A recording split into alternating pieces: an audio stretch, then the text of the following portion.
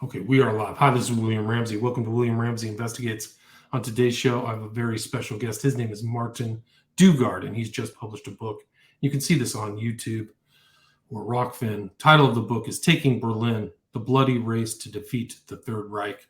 And there's a Kindle audio book and hardcover of this. And his website is his full name, Martin Dugard, last name spelled Dugard.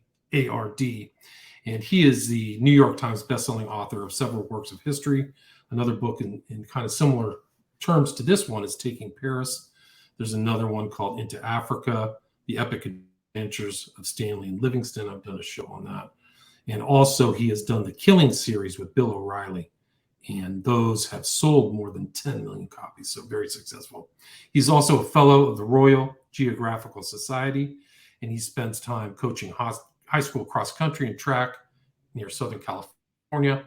And it's an avocation which he's indulged in for the last 20 years, as documented in his essay, To Be a Runner. And some of his book titles are The Murder of King Tut, The Last Voyage of Columbus, Farther Than Any Man, The Rise and Fall of Captain James Cook, Knockdown, and Surviving the Toughest Race on Earth. He's also lived on the island of Pulau Tiga during the filming of Survivor's inaugural season. I think Survivor's on almost 30 seasons now or something crazy. Survivor's inaugural season to write the best-selling Survivor with mega producer Mark Burnett.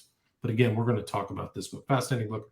I've done a lot of shows on World War II, so I'm kind of familiar with the history.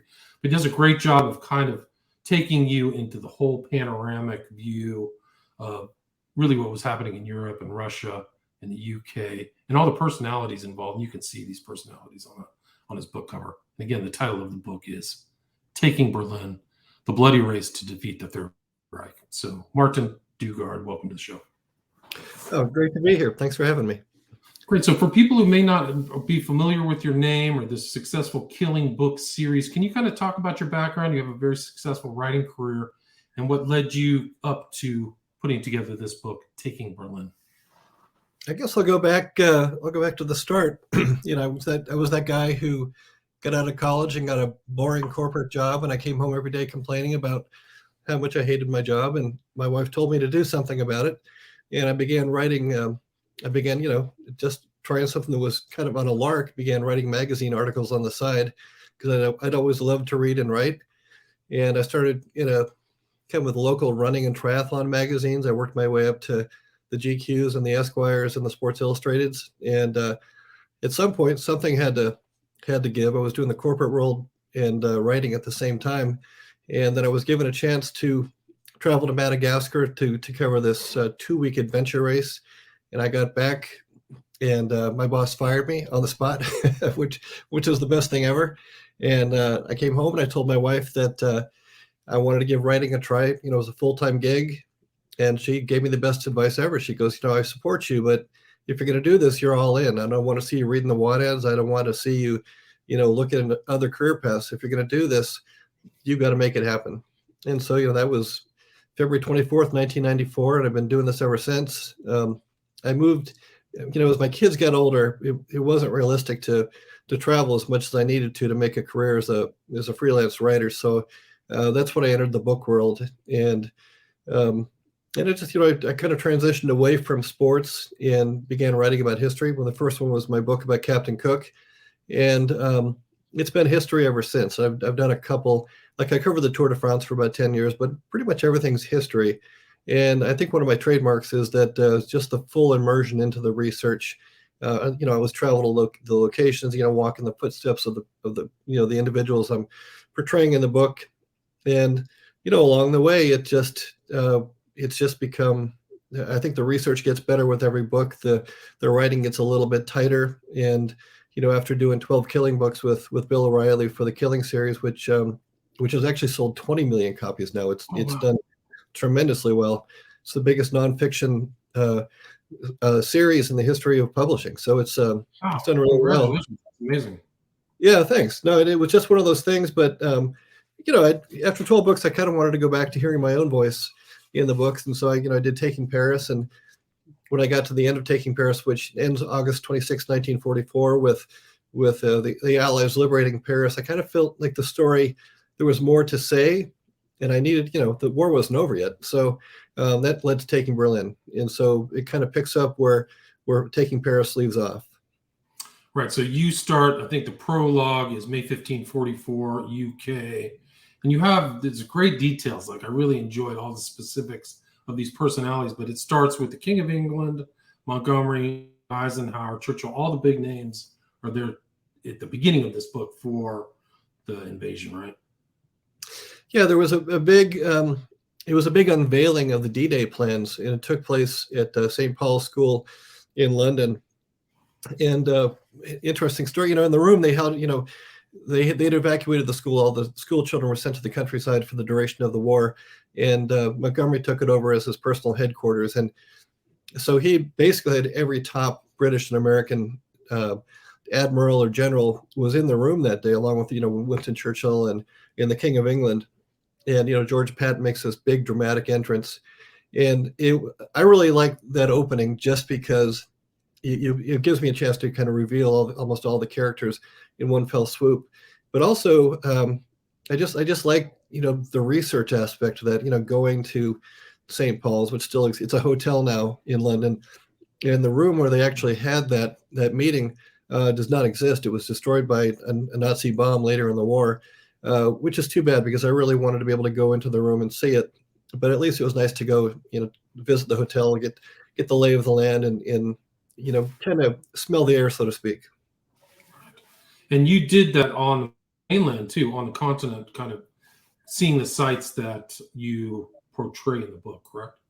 Yeah, my process is pretty simple. I'll research a chapter. I'll even write the chapter ahead of time before the travels. And so when I finally get to, for instance, when I went to Arnhem, which is where I actually didn't go to Arnhem, I went to Nijmegen, which is kind of the bridge too far. If anybody saw the movie back then, it's that market garden operation. And so I knew, so that way I know what I'm looking for. I know what I need to see. And for instance, with that one, when I went to Nijmegen, there's this moment in the book where General James Gowan, the 37-year-old two-star parachute general, asks his men to paddle across the Wall River into the teeth of some really thick enemy resistance. 26 boats set out. Half of them are blown out of the water. And actually, I knew that I wanted to go to that spot just to be able to retrace their footsteps. I knew that they carried the boats up and over a thick berm before they walked down to the water. And then so I did that. I walked down to the water.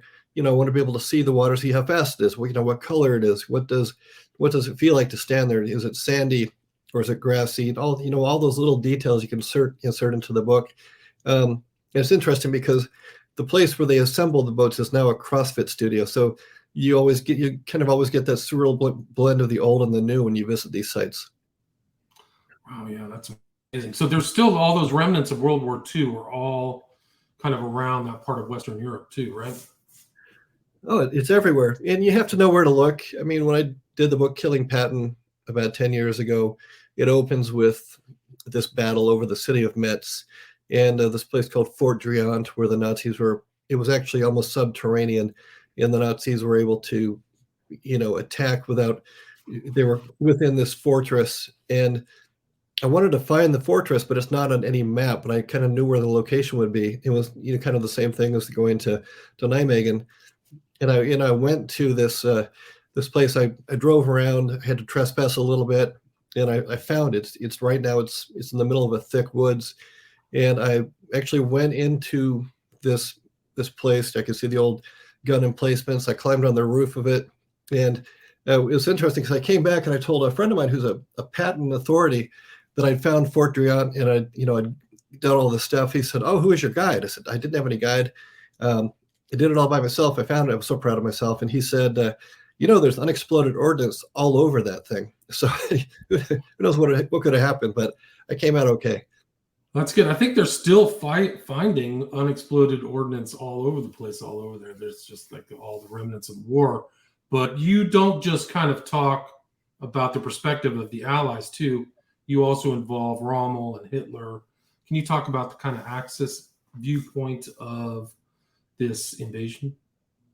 Yeah, it's important to balance the story. There's always a good guy and a bad guy, and then you have Rommel, who's somewhere in between, who is one of these guys who was actually encouraging Hitler to sue for peace, and he was, I'm reluctant to use the term good Nazi, but at the same time, he was having a crisis of confidence about the way the war was going, what it was going to mean for the future of Germany. So I wanted to insert that into the narrative, and once again, it's a matter of doing the research, reading the journals, traveling to the town where Rommel lived at the time. He was convalescing from an injury.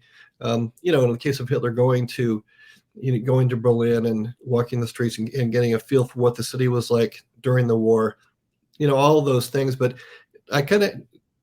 it's like when you write about Hitler, there's like kind of a yuck factor to it, because there's so much evil surrounding him. You have to kind of try to get into his head. And, sometimes with a character, when you like with, Patton's easy. Patton's, he's very mercurial. So he's audacious, but he's also moody and contemplative. It's easy to kind of sympathize with him and read his journals and kind of really get inside his personality. But Hitler is so dark that you can only go so far where, because then all of a sudden you let that person kind of live in your brain for a little bit. And as you're writing about them, then you have to try to let them go. But it's hard to explain. But when you write about these people, you get to know them as if they were a close friend. I mean, because you know their every action, you've read their journals, their innermost thoughts.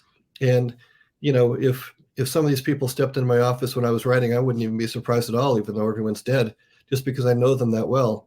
So, like I'm saying, which is why I'm reluctant to let Hitler get too much of a toehold in my head when I write, even though I have to go there a little bit just to get the job done.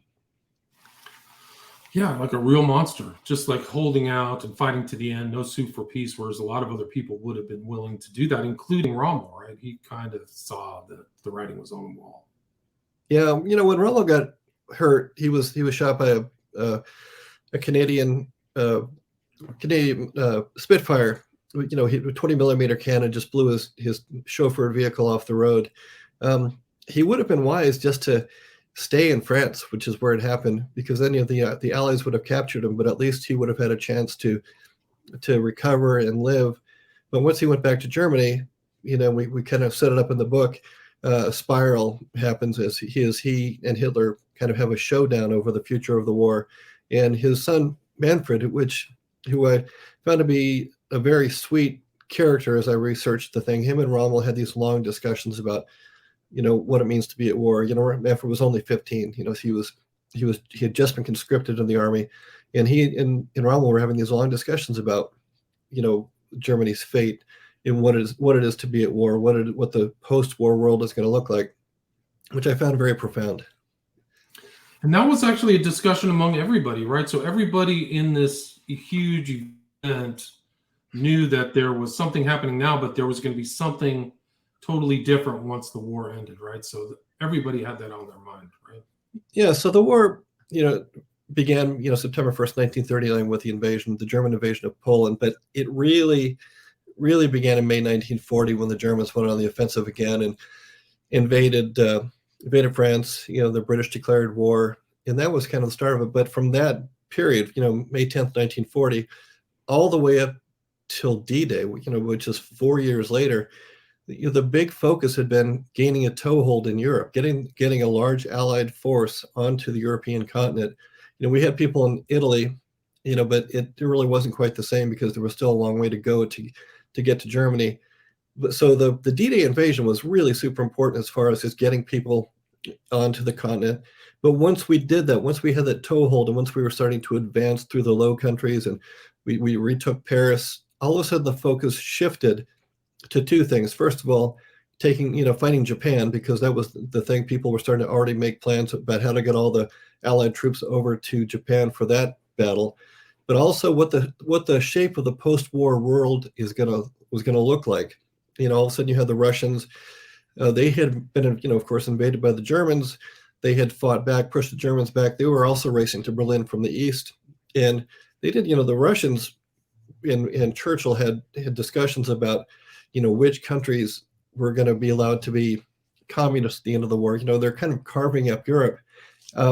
It was really just one of those things that it just kind of took shape during those last 9 months of the war. But what's interesting about it is pretty much everything that's happened in the world since 1945 to today was kind of set up in those last 9 months of the war. You have the Soviet Empire, you have even the stuff going on in Ukraine right now is straight out of Joseph Stalin's playbook. And so, I even make the case that modern feminism got its start during World War II, and especially this last year of the war. And in the book, we have the character Martha Gellhorn, who was Ernest Hemingway's third wife, but a really fascinating character in her own right.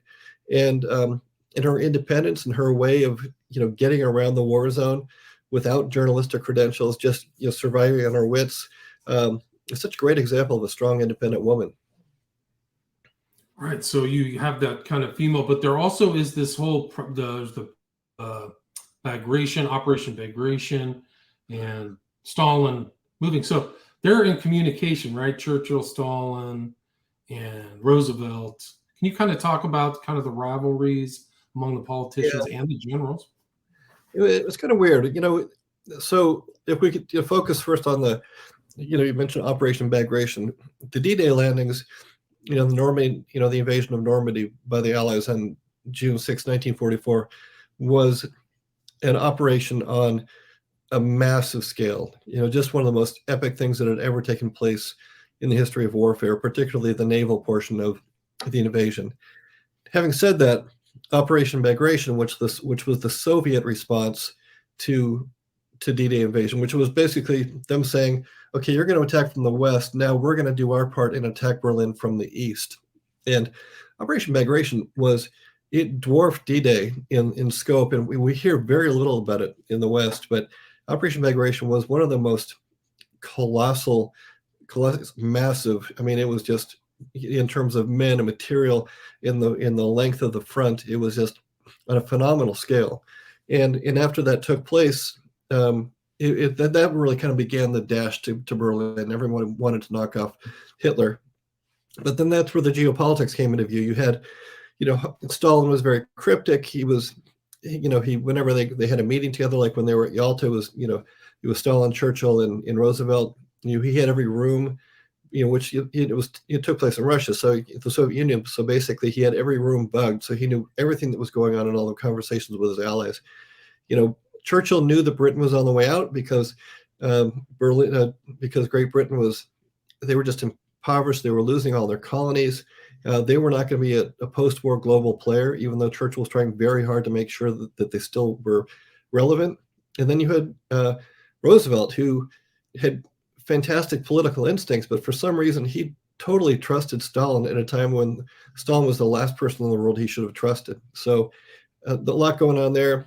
And that was one set of relationships. The other set of relationships, of course, with the generals, in particular, the battle between Patton and Montgomery, which I found fascinating because, Montgomery is this uptight, bird-like, very methodical individual. And then you have Patton, who's, all passion and romance and, very aggressive, all blood and guts.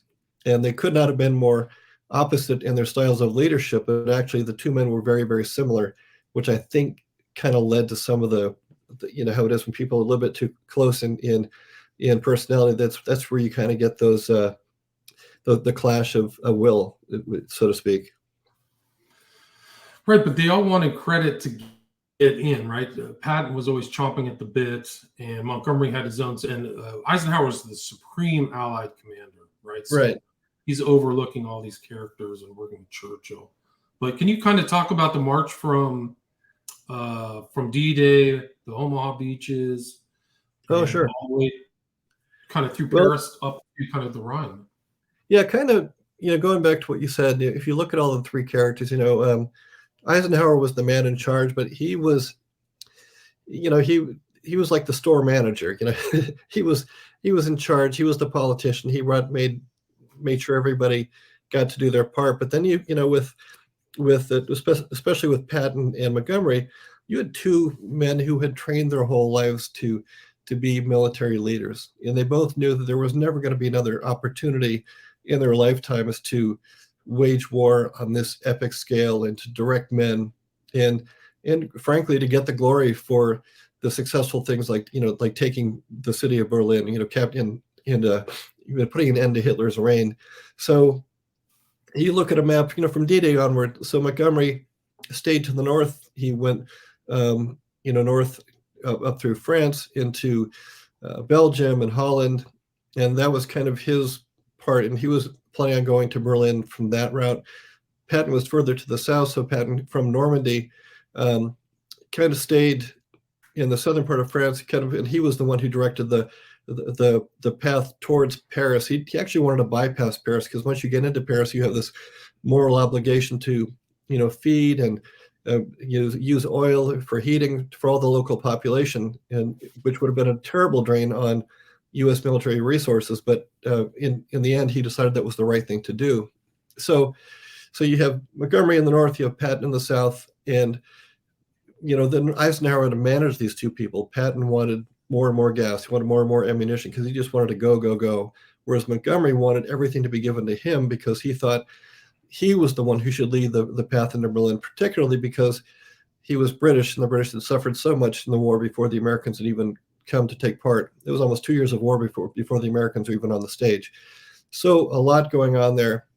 And in the end, and this is the frustrating thing is, because as the story unfolds, you kind of think that one of them is going to win, and you forget about the Soviets on the east doing the exact same thing, and they're just as eager to be the first people into Berlin. And then that sets up all the conflict that comes when Eisenhower is forced to stop the Americans, to stop the British, and allow the Russians to go in and take the city, if only for the sake of politics. And in that way, it did help shape the post-war world and the advance of communism. Right. I mean, Germany was split. There's East Germany now under the control of the Russians. I mean, it really is incredible. But there was intense fighting on the Western Front, but the Eastern Front was ferocious too, right? I mean, it was like you got to remember. I mean, it all went back to when the Nazi Germany invaded the Soviet Union, and they were trying to, they're trying to go to Moscow, do what Napoleon couldn't do and capture Moscow and take control of the Soviet Union. And of course, they were halted. They were pushed back by the Soviets after some bitter fighting. And when the Germans invaded the Soviet Union, they were rapacious. They killed everybody in sight. They raped women. They did horrible things to the prisoners of war. It was just brutal, scorched earth battle, and it was just one of those things where the Nazi army was seen as being so great that it was like there's nothing that could stop them. So they just took great liberties. Well, when the Soviets pushed back and it was their turn to be in charge, they proved to be even more ruthless than the Nazi Germany, and the way, and their revenge on the Germans was just horrific in the way that the things they did to the German people, the way they just raped and pillaged and looted. It was it was almost like a warfare going back to the Celtic tribes or the Germanic tribes, in where if you survived, it was only out of sheer luck because everybody was dead. Everybody was killed. It was terrible. Yeah, and the Eastern Front, like the whole nation states lines and national lines were totally changed. Germany's lines, whereas on the West, it seemed to be more stagnant, but all the land changed. Poland grew. I mean, even there's still kind of issues today, just like you said, they're still kind of fighting about the issues and the lines that were drawn post World War II. But yeah, so that was some of the most brutal fighting, the revenge. And even Bagration, you mentioned Bagration was the guy who resisted Napoleon. So World War II was also seen as like another repeat of that invasion, right? Napoleon's march on Moscow. It's interesting. Part of my research, there's nothing about it in the book, but went to Budapest, and they have a great military museum there. And part of the museum is dedicated to the men of Hungary, the men from their army who were conquered, who basically, Germany had control.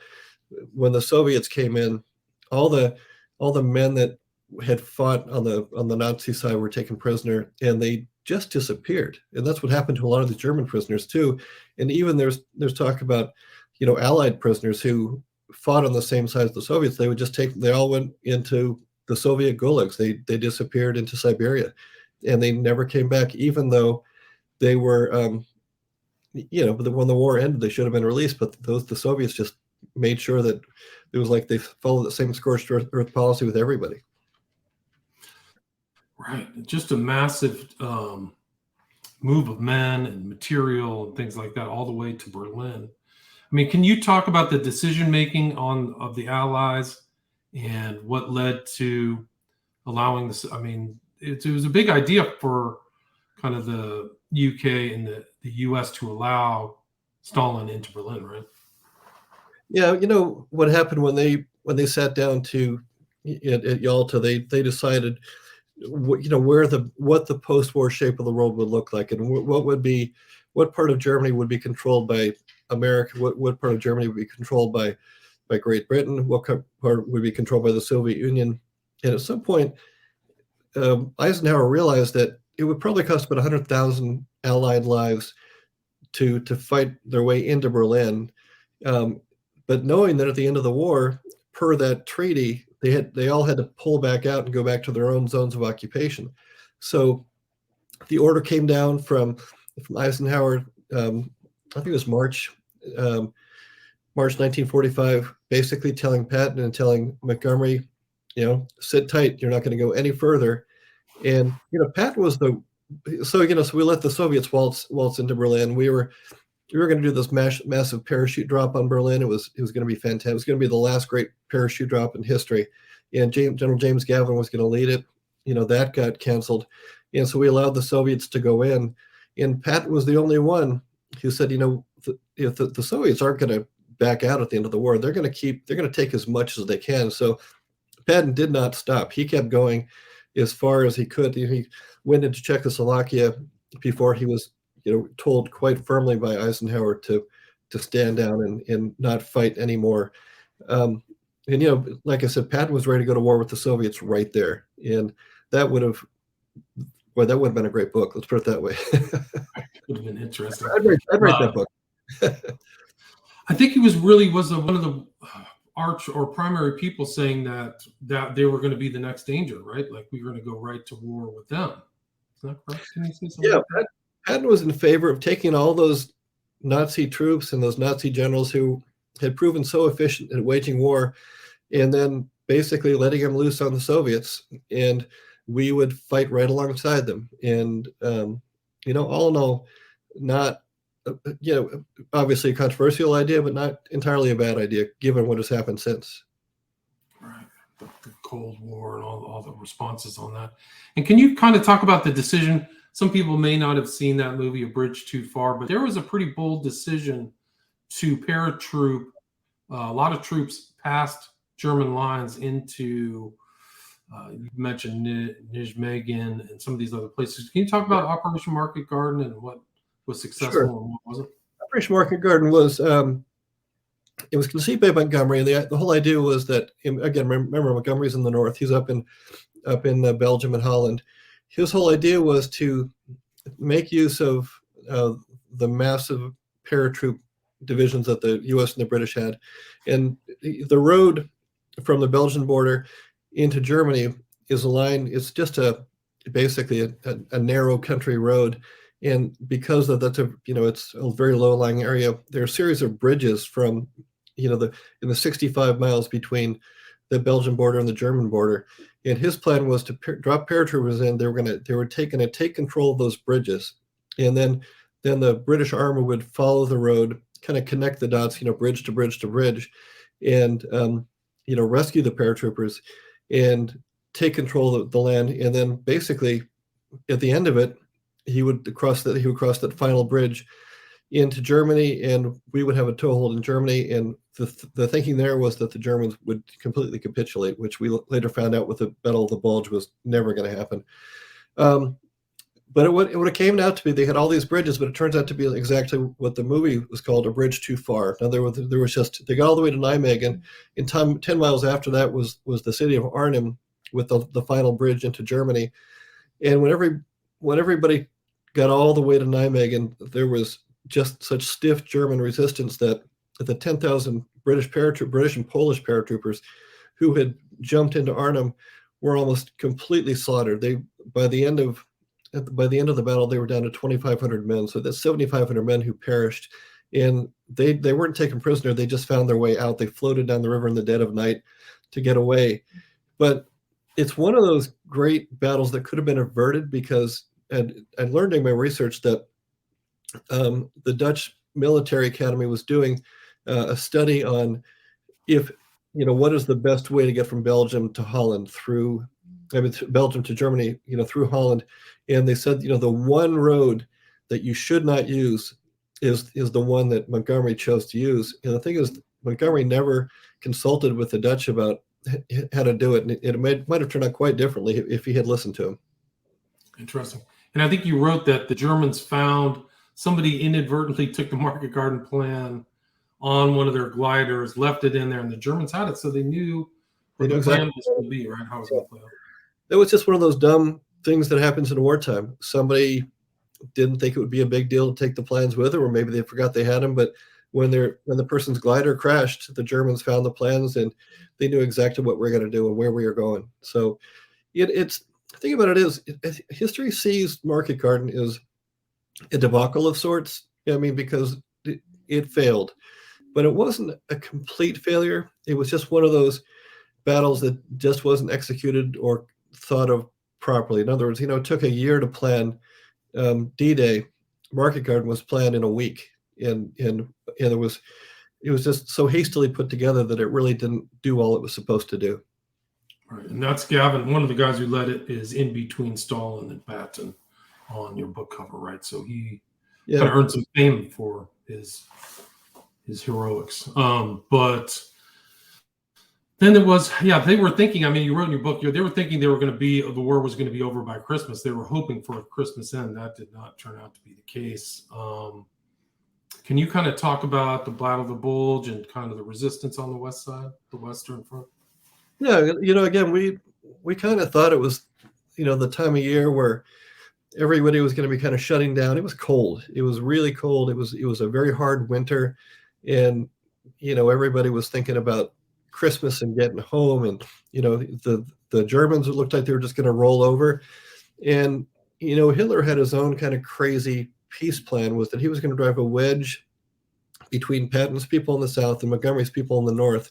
And he was going to drive it all the way to the sea, all the way to Rotterdam and Antwerp, and basically have this corridor right between the Americans and the British. And once he maintained that, then he was going to ask for peace talks. He was going to ask if there was a way that the whole thing could be resolved without Hitler getting arrested, or I don't know how he was going to pull that one off.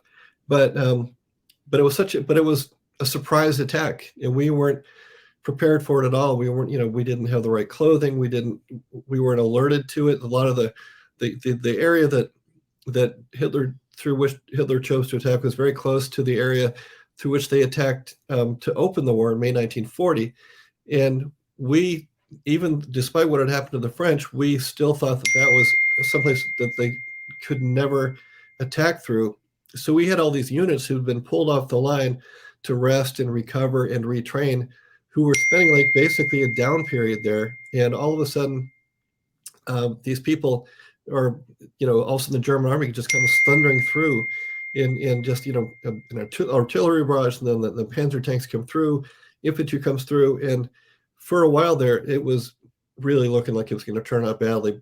A series of blunders by the Germans kind of shot themselves in the foot, so to speak. But it was, which allowed us to win the battle. But, it was Patton pivoting his Third Army to, they were still supposed to be attacking into Germany. He turned them sharp left, went right into Bastogne. It defeated the Germans, something that logistically was not supposed to be able to happen, to take an entire army and move it so quickly. But within 2 days, he pivoted his entire army to stop the Germans. So there's so much drama to the Battle of the Bulge. It's one of those things that this is why I did the book a little bit differently. You look at Bagration, you look at D-Day, you look at Market Garden, you look at Battle of the Bulge. All of those huge battles are books unto themselves. And instead of writing just about the battles, I wrote about the battles, but I write about them through the eyes of General James Gavin, George S. Patton, even Winston Churchill from his point, and even Martha Gellhorn, because she was on the front lines too. So if I think it helps to understand the battles better if it's more of a you are there, like you're with these people, you're in the thick of the fight, you know what's going on, and hopefully it keeps people turning the pages. This is not a dry history book. It's meant to be a very exciting history book. I think that history is as exciting as any great piece of fiction.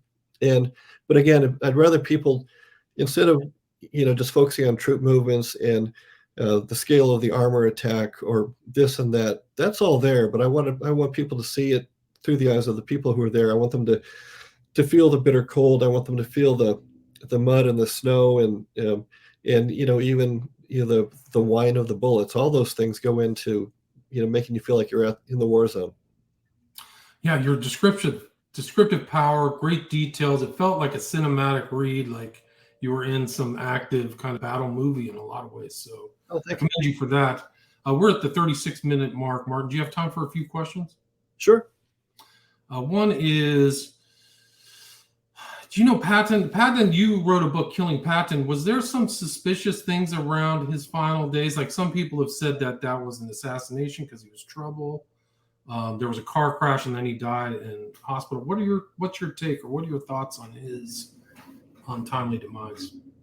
I wouldn't be surprised if Patton was assassinated. The Soviets were well known to use vehicles, the car, a fake car crash is a means of murder because it looks much more normal than shooting somebody in the head or poisoning somebody. But that's what happened to Patton. All of a sudden, he was actually supposed to go back to the United States. The war was over. He was supposed to go back the next day, and a car pulls, a big military vehicle pulls into the road and slams into his car. His neck is snapped. He's taken to a local facility where he waits. His wife comes to see him. And it looks like he's going to be paralyzed, but he's going to go home. And then, seriously, he dies in that 24 hours before he can leave Germany. And, as an aside, we talked about the research. When I did Killing Patton, I went to the U.S. military base which was where his hospital room was. And I went in to I saw the room. It was kind of cool. I saw the facility. And it was great because I only learned later that was the last day that the Americans had control of that base, since they'd had control since World War II. The next day, it reverted over back to the Germans. So it was nice to be able to go to see the place where Patton actually took his last breath. Fascinating. Do you know any story about him and the Spear of Destiny? Have you ever heard the whole story of the Spear of Longinus and that Hitler wanted it? And Patton, did you? No. I mean, it's out there. The thing about it is, when you research stuff, I mean, it's pretty specific to what I'm writing about, and some of the tangential stuff, like Hitler's belief in reincarnation, that plays a role. But it's not a biography of Patton. So did Patton think he was reincarnated? I remember that he thought he was like a Greek warrior in some past. Oh yeah, he thought he'd had several lives. That's why when he was in North Africa, and it's the opening scene of the movie Patton, where he goes to the battlefield in Carthage, and he says, I've been here before. He truly believed that. Interesting. Fascinating. And then what are your thoughts on Hitler's final days in the bunker? Do you think he got out, faked, or committed suicide? Do you find that correct? No, Eva Braun, Eva Braun got shot herself, or Hitler took arsenic and then shot himself. They took his body up top. They burned the body with the dental records to show it. I mean, everybody likes to believe that Hitler survived, but actually took a lot of gasoline to burn the body, which was the thing I found most fascinating about it. And if you go to Germany now, the place where the bunker used to be, it's right next to this lovely monument to the Holocaust, but it's just basically a parking lot. The Soviets leveled it during their occupation there, so you can go there. And you kind of hope you're going to see like some remnant of it, but really it's just there's a sign that says this is where the bunker used to be located. And that's it. And I think he died. That's kind of like a Viking's death, right? Don't the Viking bodies get burnt on some boat or something? So he kind of emulated a Viking death. I don't You know. know why they burned the body? Well, Hitler took great pains to paint, the Nazi Germany is some great descendants of the Vikings, which was just, complete malarkey. But the reason they burned his body wasn't because of a Viking death. They were afraid that if the Russians got his body, they would make a show of it. They would mutilate the body. They would parade it through the streets. Hitler couldn't imagine that as his final end. So he would rather have his body burned so that it didn't fall into the wrong hands. Fascinating. Michael says that he read Patton's diary 3 times. Yeah. You talk to each other. Great discussion. Thanks for coming on the show. I really appreciate it. Where's the best place for people to get Taking Berlin? I know there's a lot more in the book. I think, the bookstores everywhere. Amazon is the easiest. You just one click. Shouldn't, everybody, all the online bookstores, but Amazon is the one that has it. Barnes and Noble, every place but Costco. For some reason, Costco didn't pick it up this time. But it did. Taking Paris did great at Costco, but Berlin's not there right now. Too many big books at Christmas. So I feel like I saw one of your Killing books at Costco recently too. So I don't know. Oh, they're there. Killing books kind of get an end cap, which is great. So I'm hoping for end caps with Taking Berlin. So we'll see. Gotcha. And there is a Kindle and audiobook, so people can order the audiobook off of Amazon. Yeah. And where's the best place for you? I know you have a website. Can you mention your website? How can people contact you if they're interested?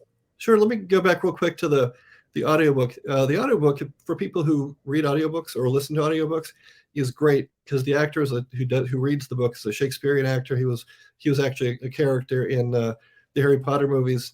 So he's got this great stage voice. So I really love that he's doing the reading. Is that Samuel Rukin? Yeah, very good, very very good. It's nice to, when you write your words, you want. When I write something, I actually print it out. I read it out loud to make sure it sounds good. But the way that when I read it, and the way that he reads it are two different things. He makes it sound very poetic. But my website is martindugard.com, MartinDugard. I'm on Twitter at Martin J. Dugard, and I'm also on Facebook as author Martin Dugard. Gotcha. So there's many places you can reach out. This book was just published, right? November 1st, 2022. Just came out a couple weeks ago, yeah. So awesome. Right now I'm working on Taking London, which is the 3rd book in the series. We're going back to the Battle of Britain.